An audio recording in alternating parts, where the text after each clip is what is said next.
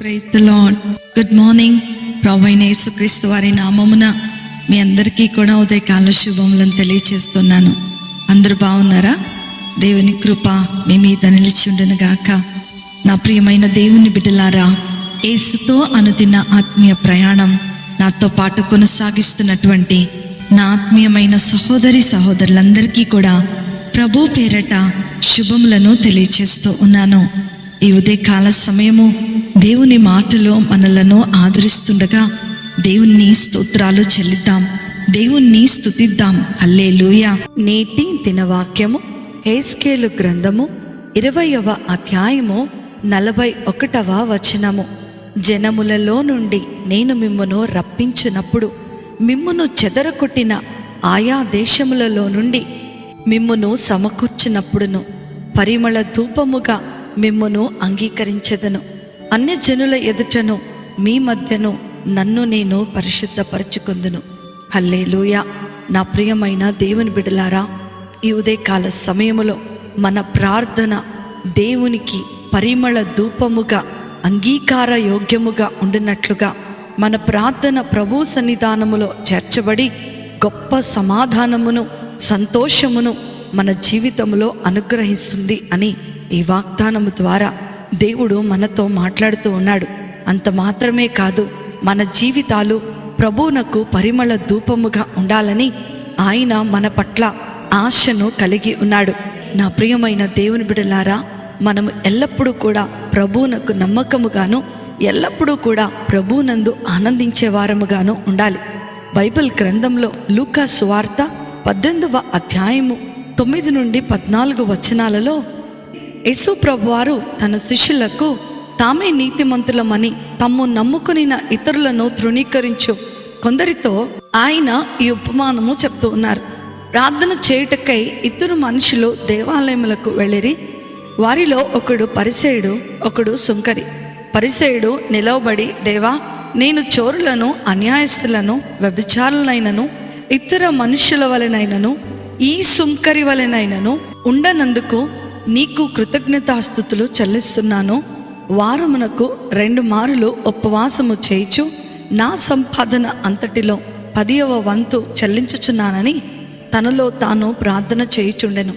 అయితే సుంకరి దూరముగా నిలుచుండి ఆకాశము వైపు కన్నులెత్తుటకైనను ధైర్యము చాలక రొమ్ము కొట్టుకొనుచు, దేవా, పాపినైన నన్ను కరుణించమని పలికెను. అతని కంటే ఇతడు నీతిమంతుడుగా తీర్చబడి తన ఇంటికి వెళ్ళినని మీతో నిశ్చయముగా చెప్పుచున్నాను అనెను. తన్ను తాను హెచ్చించుకునివాడు తగ్గించబడుననియు, తన్ను తాను తగ్గించుకునివాడు హెచ్చించబడుననియు చెప్పెను. నా ప్రియమైన దేవుని బిడ్డలారా, దేవుడు సుంకరిని కరుణించాడు. అతని ప్రార్థన అంగీకరించాడు. అతనిని నీతిమంతుడుగా తీర్చిదిద్దాడు. నా ప్రియమైన దేవుని బిడ్డలారా, మన జీవితాలలో కూడా పరిసయ్యుడు ప్రార్థించినట్లుగా, ప్రవ్వా, నేను పరిశుద్ధుడను, నేను నీతిమంతుడను, నేను సమస్తమును చక్కగా నిర్వహించేవాడను, నేను ఎంతో మందికి సహాయం చేస్తున్నాను అని చెప్పుకుంటూనే ఉంటాం. అలాంటి ప్రార్థనలతో దేవుడు ఆనందించడని ఈ యొక్క సందర్భము ద్వారా మనకు తెలియపరచబడుతూ ఉంది. ప్రజలు తమ స్వశక్తితో తమను తాము పవిత్రులమని చెప్పుకోవడం మరియు పిలుచుకోవటం ప్రభువునకు ప్రీతికరముగా ఎన్నడూ కూడా ఉండదు. కాబట్టి నా ప్రియమైన దేవుని బిడ్డలారా, మనము దేవుని ఎదుట మనలను మనం తగ్గించుకున్నప్పుడు మన పాపములను గుర్తించి ప్రభు యొక్క క్షమాపణను మన పూర్ణ హృదయముతో అంగీకరించాలి. అలాగుననే ప్రార్థించాలి. ప్రభువా, దయచేసి నా పాపాలను క్షమించండి, మమ్మును పవిత్రంగాను నీతిమంతులుగాను మార్చగలిగేది మీరు మాత్రమే అని ప్రార్థించాలి.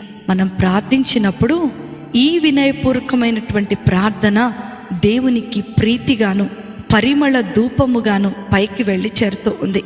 అప్పుడు ప్రభువు మన ప్రార్థనను, మన ఆరాధనను మరియు మన జీవితమంతా కూడా అంగీకరించటానికి ఆనందిస్తాడని ఈ ఉదయకాల సమయంలో దేవుడు నీతో నాతో మాట్లాడుతూ ఉన్నాడు. మీరు ప్రార్థించే విధానాన్ని మరియు మీ ప్రార్థనను దేవునికి ప్రీతికరముగా ఉండినట్లుగా మార్చుకోవాలి. తద్వారా మీరు దేవుని దృష్టిలో పరిమళమైన సువాసనగా ఉంటారు మరియు ఆయన మిమ్మును ఆశీర్వదించి పైకి లేవనెత్తుతాడు. ప్రతి పనిలోనూ నీకే పై స్థానాన్ని ఇస్తాడు. నీవు తలగా ఉంటావు కానీ ఎప్పుడు కూడా తోకగా ఉండనే ఉండవు. నా ప్రియమైన దేవుని బిడ్డలారా, ఈ ఉదయకాల సమయంలో నీ ప్రార్థన, నీ విశ్వాస జీవితము ప్రభు దృష్టిలో పరిమళ సువాసనగా ఉండినట్లుగాను ఎల్లప్పుడూ కూడా ప్రభువుని స్తుతిస్తూ ఉండండి.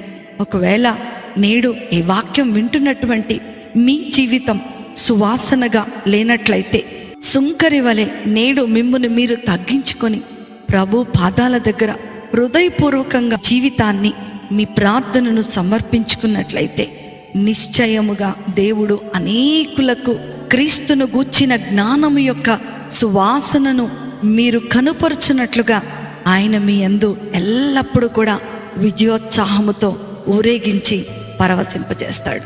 అట్టి కృప, ధన్యత, ఆశీర్వాదము వాక్యం వింటున్న దేవుని పిల్లలైన మీ అందరికీ అనుగ్రహించబడునుగాక. ఆమేన్. ప్రార్థన చేసుకుందామా? మమ్మలను మిక్కిలిగా ప్రేమించిన మా ప్రియ పరలోకపు తండ్రి, మీ యొక్క ఘనమైన నామమును బట్టి మీకు వందనాలు. మేమింకనూ పాపులమై ఉండగా కలువరి గిరిలో మీరు మా కొరకు కార్చిన రక్తాన్ని బట్టి మమ్మలను నీతిమంతులుగా చేసినందుకే మీకు వందనాలు. మా ప్రతి పాపమును క్షమించి మమ్మలను, మా జీవితాలను మీ కొరకు పరిమళ ధూపముగా ఉండినట్లుగా మీరు అంగీకరిస్తున్నందుకే మీకు స్తోత్రాలు. విన్న వాక్యము ద్వారా మమ్మలను మీరు ధైర్యపరిచి మా ప్రార్థనను మీ ధూపము వలె మీ సన్నిధానంలోనికి చేర్చుకుంటున్నందుకే మీకు వందనాలు, స్తోత్రాలు చెల్లిస్తూ నజరేయుడైన యేసుక్రీస్తును శక్తి కలిగిన నామములో అతి వినయముతో అడిగి వేడుకొనుచున్నాను తండ్రి. ఆమేన్, ఆమేన్, ఆమేన్. ప్రభు మిమ్మలను, మీ కుటుంబాలను దీవించునుగాక. ప్రేమతో మీ సహోదరి శిల్ప జోసఫ్.